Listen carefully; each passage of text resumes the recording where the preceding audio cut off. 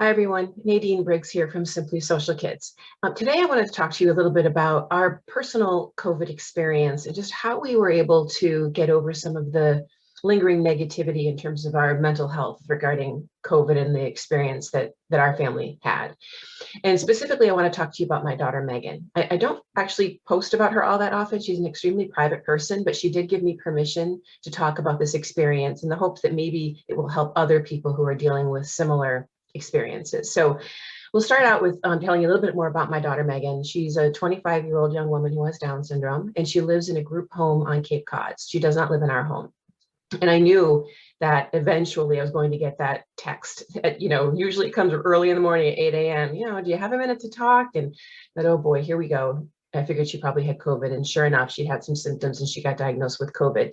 Now, this was at the end of August, so it was probably the Delta variant versus the Omicron variant. She had been vaccinated, so her symptoms, her medical symptoms weren't actually all that bad, but she had to stay in her room in her group home to obviously keep the other residents of the home safe and the staff and so forth. So she had a 10-day isolation time, and that was a really trying time for her. And so I wanted to talk about the effect that had on her mental health, and then also how we were trying to purge that out. And I'll tell you straight up front that it didn't completely get rid of all of her negativity around that experience, but it did help a lot. And so I thought we would share what our strategies were that worked for us, or started the process of kind of letting go of that negativity in hopes it'll help somebody else. So the first thing to note is use of technology. So the technology during isolation was really an important part of it. And obviously everybody was using Zoom and FaceTime and things like that during quarantine, and just given the time that it is, and we have these things available to us, thankfully. So we were able to FaceTime with her quite a lot. And we actually had a family reunion that was happening right after she got diagnosed. And she loves all of her family and her extended family. We have a really very large family, and she was not able to go to that family reunion. And she was really upset about that. And so we did FaceTime with her during the family reunion. So she got to see each family member and interact with them. But obviously it's not the same as being there. And it was still hard. So she was kind of holding on to the fact that she was not able to go to that. And it was just a thought that she kept thinking about. And sometimes the kids we work with have the same thing, where they ruminate on those things that weren't fair, or they missed, or things that didn't go well. And we don't want them to ruminate on those things forever. So we have to find ways to kind of purge that out of our minds. So we did FaceTime with her quite a bit. I might be cooking dinner with her, on my phone on the counter, just keeping me company, and I'm keeping her company while I cook. So just integrating her into our lives. And I have to say, we probably did that for, I couldn't even guess how many hours over the 10 days, a lot. She was with us quite a bit on FaceTime, which I think was a huge help. So using that technology, obviously, sending her care packages, that type of thing, helped her to feel like she wasn't as alone, because she was literally alone in her bedroom for the 10 days being in a group home in her situation.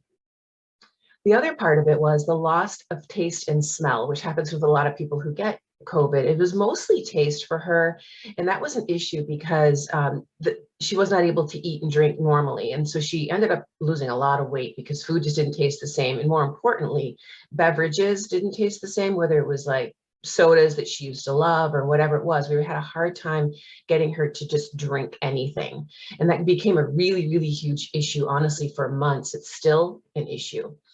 In addition to having Down syndrome, my daughter has OCD and anxiety. And what happens when these kind of traumas occur, OCD starts to take on some new roles in her mind. And so things like having a full cup to drink was intimidating for her, and would even cause like a bit of a gag reflex. So she would only drink half of it, or we only could fill it halfway, because something about having the full thing was just intimidating for her. So we had to make accommodations like that in order to get her to get enough fluids in, so that she didn't feel dehydrated or get sick. And it was a battle, a real big battle. Like, she would get honestly angry if you suggested, hey, would you like some juice? She would get full on mad. And so we wanted to make sure that we were getting that fluid in her and really helping her understand, like, no, like, really, we need to do this. Unfortunately, one day she was at her group home out of quarantine and went to her job without having had breakfast or anything to drink. She did faint at her job and have to take an ambulance to the emergency room and get IV to rehydrate her. So scary, terrible experience for her. But honestly, I think that was a little bit of a turning point, because she saw that when we would say that to her, look, you could pass out, hit your head, get hurt, go to the hospital, that we weren't just making that up. That was real, and it did happen to her. And so I think that she started to understand, oh, this is serious, and I don't want that experience again. So I am going to need to make sure that I'm hydrating. Okay, so that was one really bad thing that, again, we try to look at the silver linings of these things. I think it was a turning point for her.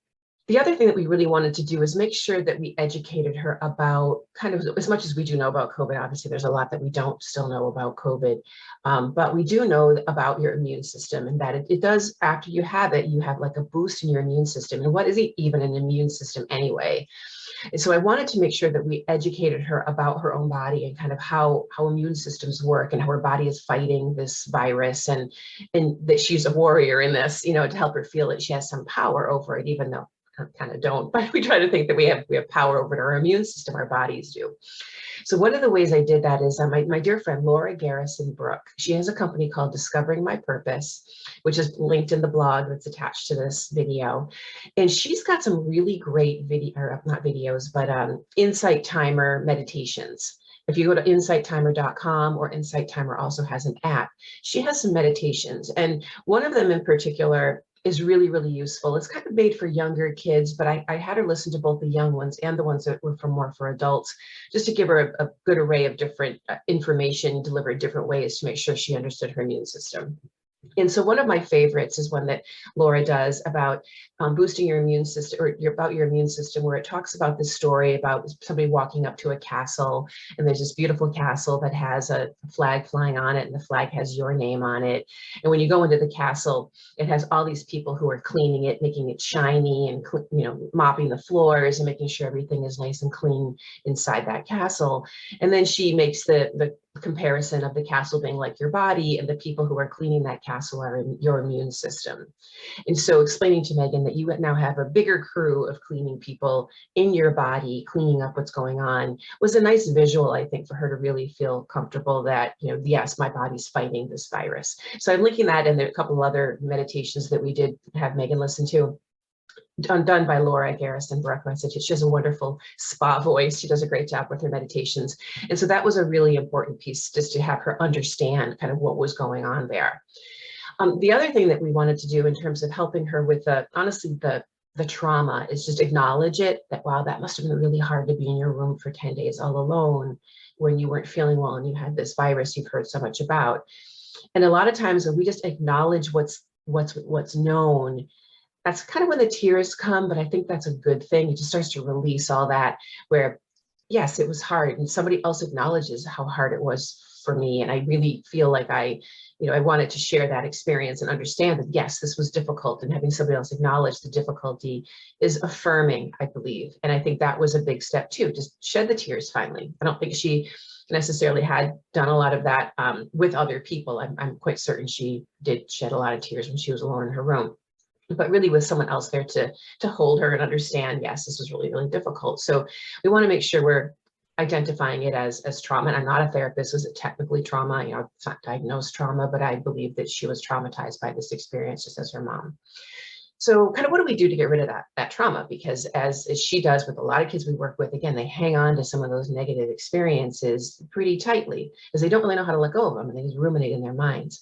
So one of the things we did was we used all the people who were close to Megan. And we did that in a couple different ways. Like I posted a post on Facebook, and all of my friends, family, all were posting her messages. Now, Megan's not on social media. She has an account, but she never ever looks at it. So I took pictures and screenshots of that, and I sent her every single message. And for people who knew her really well, there were a few that sent her videos even. And so I sent them her cell number, and then they sent these recorded videos of them encouraging her, which she watched on repeat. She loved those things. And so just having that community of people really supporting her was really important. The other thing that we did is we used her brother. So Megan has a younger brother who's 22 and she's just turned 25. So they're very, very close. So I would say they're not necessarily a typical sibling relationship. There has never been a lot of rivalry among them. They're very, very close. And it's kind of funny because he's the younger brother, but he's almost 6'4" and she's only 5 feet tall. So he towers over her, but she adores him. He is literally her favorite human. Bar none, like he is her favorite human. And so what he would do is help us to like get her out of bed in the morning because she didn't want to sleep alone. She slept with us pretty much the whole time she was home, and she came home several times over the last bunch of months since she was out of quarantine.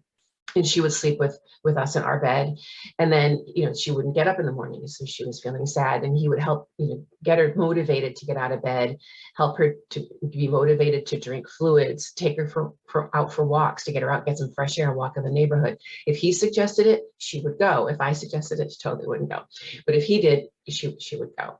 And then he would also carve out time for her to play games and just be with him. And that was incredibly healing for her, just to spend that really good quality time with her brother, who she doesn't actually see that much because she does not live in our home normally. She lives on her own. So that was important. So a couple other ways that I wanted to share with you how we really just purged COVID from her mind. And we do these things for grudges or just bad experiences at the center as well. We'll have kids do similar exercises. So one of them is to purge it out of your mind, is to shred it up. So we put COVID on a piece of paper, and I have a handheld shredder that was at my center, and we were at home, so I didn't have that with me, but we'll take a handheld shredder and just shred through that COVID or whatever experience kids are having. In this case, she just took the piece of paper and ripped it up into a bunch of pieces. So you can do that as well. And because it's cardstock, it has a little bit more satisfying like feel to it because it's a little bit thicker paper. So you're really just shredding that right up and throwing that in the recycling bin. Now, when we do that, at that point, we're not going to try to give that as much energy. Big things like having had COVID or huge experiences, you can't just shred them up and throw them away. It takes more than that to get rid of something like that. But it starts the process of, okay, I shredded it up, it's in the recycling bin. I'm going to give it less energy than I've given it before. We're going to start to let go of this. So the other one is like an egg toss. So we took an egg and we wrote COVID on it. And I made a little angry face too. I'm not much of an artist, but I tried to make it look like an angry COVID face. And she went out into the backyard and she smashed the egg against a tree. I would only do this in your backyard. I don't want anyone to get caught for vandalism or anything like that. So she smashed the egg against the tree. And right after she did that, she threw her hands up and she said, "I'm fearless," which is exactly what we wanted her to feel. We wanted her to feel fearless. So throwing an egg against the tree is incredibly satisfying. It makes this big thwack sound. And so she ended up doing about half a dozen eggs, each one of them with COVID written on it. And she just felt better every single time, just smashing that egg against the tree. So it was just a way to kind of get that out of her mind and purge it from her mind.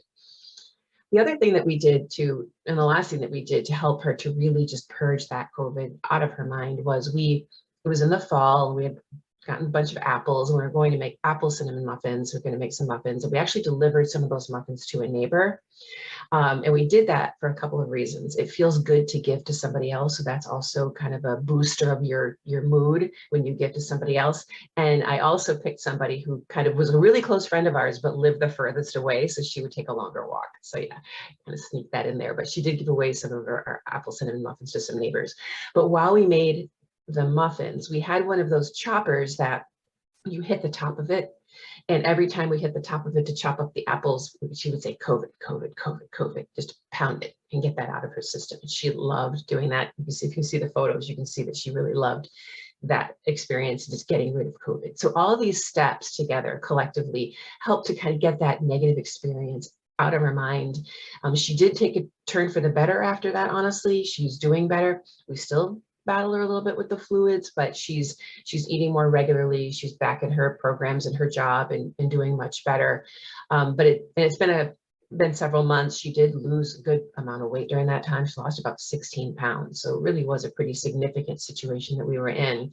But I do feel now that she's lived through this, she knows she can do it. I mean, she may or may not get it again. We don't know, but hopefully she'll feel more confident, like, I got this, I can get through this. And hopefully she's really becoming as fearless as we would like her to be.